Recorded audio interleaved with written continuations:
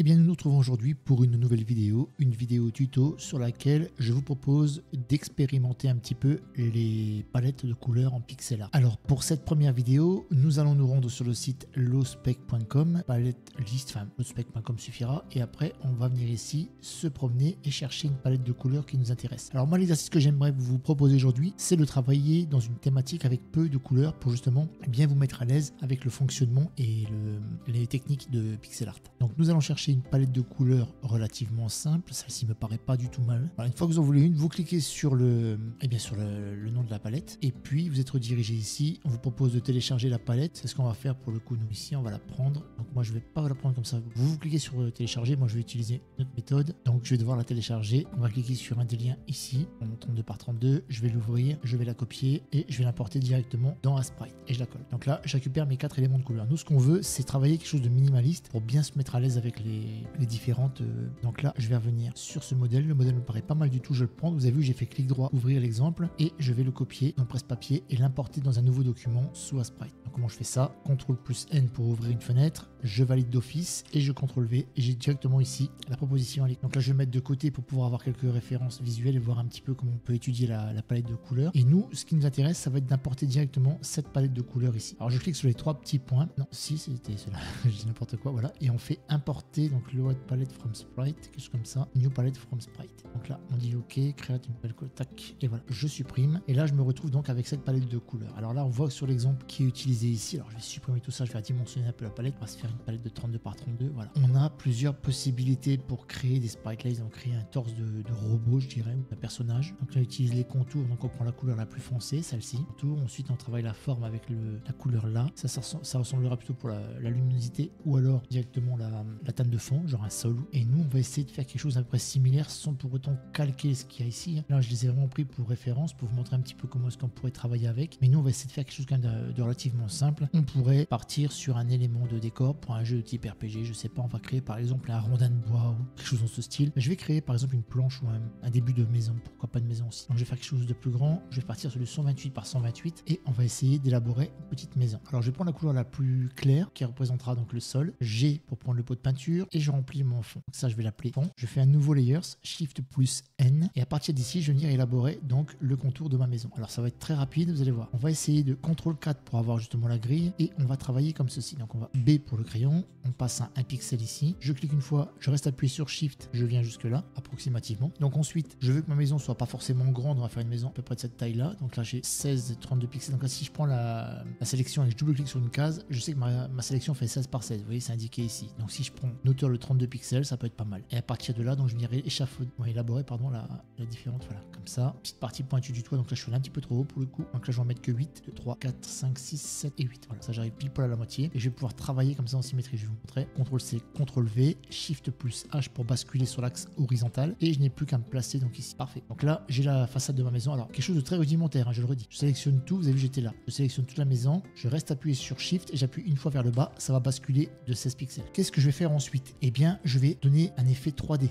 Donc CTRL C, CTRL V et là je vais appuyer sur Shift plus flèche vers le haut une fois, 2 fois, 3 fois, selon la grandeur de la maison. Moi je vais passer sur une maison à 2, ça me paraît pas trop mal. Voilà. Donc j'ai monté de 2 hauteurs, vous voyez, de 32 pixels. Donc là, il va y avoir des corrections à faire. La première, ça va être là. On va venir créer donc la partie fermée du toit. J'enlève la grille qui me dérange un peu, CTRL 4, et là je me retrouve avec ceci. Donc ça, je vais le supprimer, et là j'ai donc une partie de ma maison qui est réalisée. Alors ce que je constate, c'est que c'est une maison qui est relativement haute. Moi j'aurais pour le coup voulu quelque chose un peu plus petit. Donc je vais prendre cette partie-là, Shift plus O, et voilà, je vais la rétrécir sur la hauteur. CTRL 4 pour désactiver, et là j'ai plus qu'à travailler sur la forme de la maison. Donc là je vais venir peut-être par exemple gommer un peu ici pour arrondir un peu la forme, et on va venir travailler sur les différentes parties. Je réactive la grille, on va faire une petite porte, donc on contourne toujours, on va chercher une petite porte simple, on va dire, allez, on peut travailler en symétrie, hein, mais pas obligé de pas le faire, donc tac, 1, 2, 3, 4, 5, 6, on va prendre 2 pixels ici pour faire la porte ici, un pixel là, et tout le reste enfermé comme ça ici. Donc là vous voyez, j'ai ma petite porte qui a été créée, enfin mon entrée de porte. On pourrait faire pareil pour les fenêtres, alors on fait 1, 2, 3, 4, 4, 5, 6. Voilà, on va diviser les fenêtres comme ceci. Donc la partie d'en haut, là, je ne fais rien. J'enlève donc ma grille qui me perturbe et je peux désactiver ma symétrie. Donc là, qu'est-ce que je constate également? J'aime pas trop le toit, je le trouve un peu trop large. Mais bon, on part sur quelque chose d'assez minimaliste, on l'a dit dès le début. Voilà, donc là, j'ai déjà réalisé plus ou moins les différents éléments dont j'aurais besoin. Je voudrais peut-être éventuellement rajouter ici une fenêtre un peu arrondie, donc quelque chose un peu comme ça, pour venir meubler un peu le haut. Super. Et voilà, là, je vais faire donc ça. On a une petite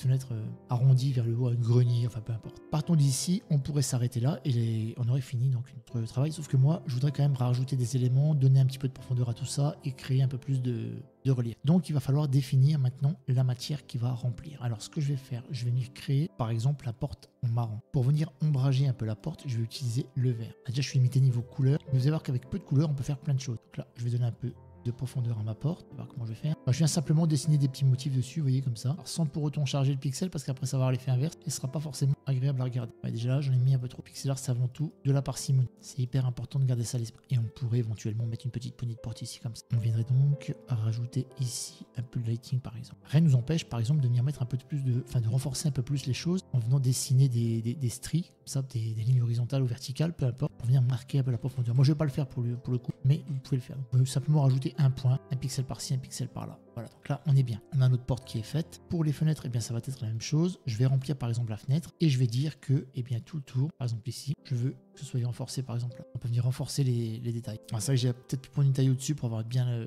la fenêtre centrée. Bon, c'est une erreur de ma part. Je vais corriger ça de suite. Je recommence. CTRL 4. Et là, je vais m'y replacer ici. Donc, alors, je vais faire une sélection. Donc, une sélection de 7, on a dit. C'est des grosses fenêtres, ça. Hein. C'est pas grave. On va rester comme ça. Et au moins, on pourra bien diviser au milieu de 2 comme ça. Donc là, on a vraiment de grandes fenêtres. Tac, on va pouvoir rediviser en 2 pour les placer ici. Voilà, c'est mieux comme ça. Hein. C'est même très bien comme ça. Alors, j'aurais pu, au choix, choisir d'arrondir un peu le haut des fenêtres pour avoir quelque chose d'un peu plus agréable, plus dans l'esprit de la porte. C'est très bien comme ça. Donc là, je vais venir remplir mes intérieurs de fenêtres. Alors, j'aurais pu directement les mettre en vert, par exemple. Vous voyez, pour dire que dedans, eh bien, on n'y voit pas grand chose. Et venir peut-être éventuellement mettre je sais pas moi, 2 pixels comme ça. Il n'y en a pas besoin de beaucoup de détails pour avoir quelque chose de juste visuellement. Voilà, donc là, j'ai déjà quelque chose de correct. J'ai réalisé ma petite fenêtre ici. Donc, vous voyez, avec très peu de couleurs, on peut vite tenir des résultats très très satisfaisants. Donc là, je vais remplir le haut également avec du vert pour dire que. Et là, je vais directement partir comme ça. Concernant la toiture, ça va être la même chose. On va partir sur quelque chose de plutôt dans ce coloris-là. Et on va venir marquer un peu les ombres sous. Et là, je vais venir faire donc ce que j'appelle un ombrage sous toiture. J'aime beaucoup faire ça quand je fais du pixel. Voilà, ça permet de créer un petit ombrage. Ça conforte un peu l'esprit de profondeur. Et c'est vraiment pas mal. Donc, ce qu'on pourrait également faire, c'est ajouter de la lumière. Alors, on va dire que la lumière arriverait par ici. Donc, ça fait que cette façade-là serait éclairée. Donc, on va venir faire ici une première ligne comme ceci pour la luminosité, vous voyez. Ça prend vite forme. Hein. Regardez, hop, on a vite quelque chose de très très correct. Et voilà, donc là, toute la façade là elle est éclairée. Et après, donc je sais pas, on va dire 1, 2, 3, 4, 5, 6, tous les 6 pixels comme ça. On vient rajouter donc un raccourci, je sélectionne cet étranger et je viens simplement faire comme ça pour avoir mon point de départ. Donc là, c'est bon. L'idée, c'est aussi, vous avez l'outil L qui permet de faire une ligne directement comme ceci. Maintenant, Shift, ça vous fait une ligne bien droite. Avec un crénelage, on est vraiment bien là. Alors là,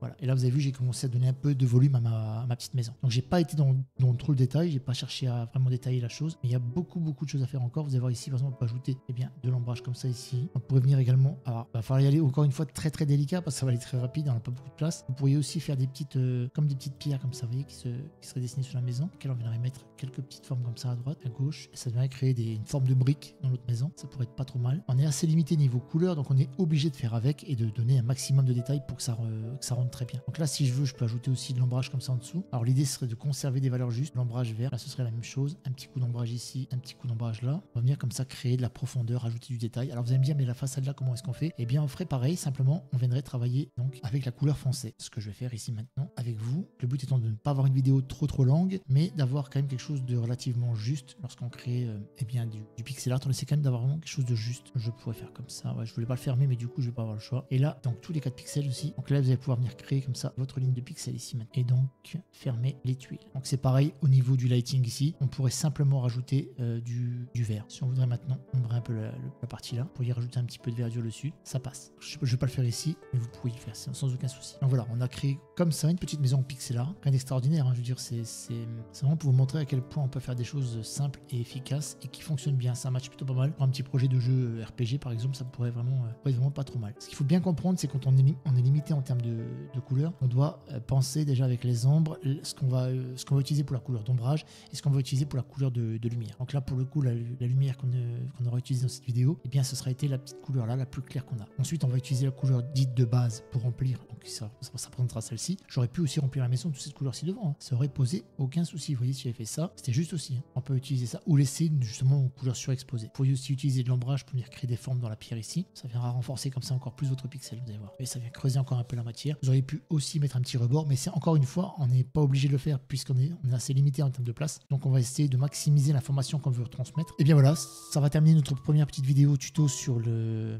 pixel art, comment créer des décors, des assets, enfin peu importe, plein de choses avec très peu de couleurs et qu'il est tout à fait possible d'obtenir des résultats très satisfaisants. Donc là je suis parti sur quelque chose d'assez petit, j'aurais pu aller plus loin, mais c'est vrai qu'on est déjà pas trop mal. Voilà les amis, j'espère que cette vidéo vous aura bien plu. Si ça a été le cas, n'oubliez pas comme d'habitude le petit pouce en l'air, laissez-moi en commentaire votre ressenti et montrez-moi vos créations, je serais ravi de les regarder. À bientôt, ciao ciao, bye et pixelisez bien.